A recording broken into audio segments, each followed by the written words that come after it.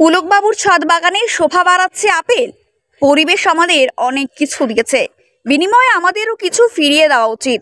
এই বার্তা নিয়ে ছাদ বাগানে আপেলের চাষ করেছেন বরদাকান্ত স্কুলের শিক্ষক পুলক জোয়ারদার। নিজের ছাদে তৈরি করেছেন এক অপূর্ব সুন্দর বাগান, যে বাগানে রয়েছে গোলাপ, পদ্ম থেকে আরও অনেক ফুল। পাশাপাশি তিনি চাষ করেছেন আপেলেরও।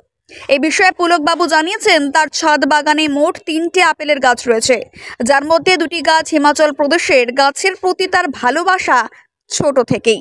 শিলিগুড়িতে দীর্ঘ 18 বছর ধরে তিনি ছাদ বাগান করেছেন। গাছের প্রতি তার ভালোবাসায় এই কর্মকাণ্ড করতে তাকে ইন্ধন জুগিয়েছে। ছোট থেকেই তিনি গাছ খুব ভালোবাসেন।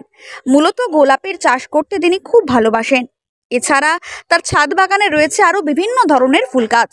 তবে পুলকবাবুর ছাদ বাগানের মূল আকর্ষণ হলো আপেল। দেখা গেল আপেল গাছে ঝুলছে আপেল। হিমাচল প্রদেশের প্রজাতির 2টি আপেল গাছ রয়েছে তার ছাদ বাগানে। অপূর্ব শোভা পাচ্ছে আপেলগুলি। বরদাকান্ত স্কুলের শিক্ষকতা করেন তিনি, পাশাপাশি গাছের পরিচর্যা করতেও তিনি ভালোবাসেন খুব। অপূর্ব সুন্দর করে সাজিয়েছেন তার ছাদের বাগান।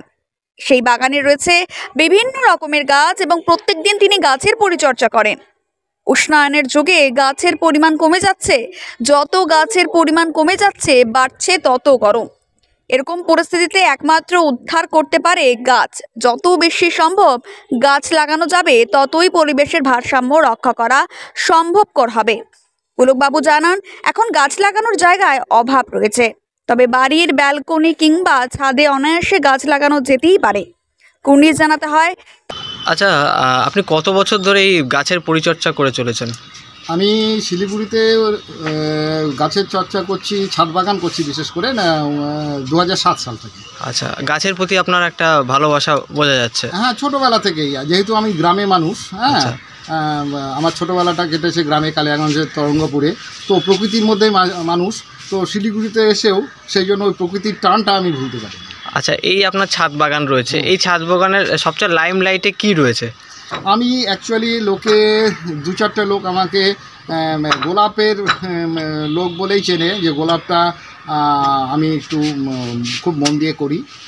আর ইদানিং পদ্মও করছি, আপেলও করছি, লোকে দেখছে, ভালো বলছে, এইটুকুই আমার পাওনা। মানে আপেলটা হচ্ছে লাইমলাইটে আছে ছাদ বাগানে এই মুহূর্তে যদি বাগানে যেটা হট কেক বলতে পারেন, সেটা কিন্তু অবশ্যই আপেল। কতগুলো গাছ আছে আপনার? আপেলের আমার 3টে, এই মুহূর্তে 3টে গাছ আছে। একটা গাছ ডরসেট গোল্ডেন, সেটা কোনো ফল আসেনি, এবার ফুল এসেছিল। বাকি 2টো HRM-এর 99 ফল আপনারা দেখতে পাচ্ছেন কিভাবে ফল ধরেছে। আরও কিছু পেকে গেছে, ওগুলো উঠিয়ে নিয়েছি, পাখি খেয়েছিল বলে। আচ্ছা, এই প্রজাতিটা কোথাকার? এটা অরিজিন হচ্ছে হিমাচল প্রদেশ।